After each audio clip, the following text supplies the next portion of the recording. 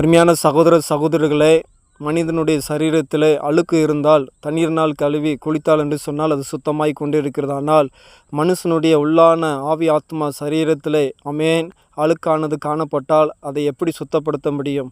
பரிசுத்த வேதாகமத்தில் நம்முடைய ஆண்டவராகிய இயேசு கிறிஸ்து சொல்லுகிறார், மனுஷனுடைய இருதயத்திலிருந்து பொல்லாத சிந்தனைகளும் விபச்சாரங்களும் வேசித்தனங்களும் அமேன் கொலைபாதகங்களும் களவுகளும் பொருளாசைகளும் துஷ்டத்தனமும் கபடும் காமுவரமும் வன்கண்ணும் தூசணமும் பெருமையும் அதிகேடும் என்ன செய்யணும் புறப்பட்டு வரும். இதை நம்மளால் என்ன செய்யணும்னா சுத்தப்படுத்த முடியுமா? இந்த அழுக்கை நம்மளால் போக்க முடியுமா என்று சொல்லி பார்த்தா நிச்சயமாக முடியாது.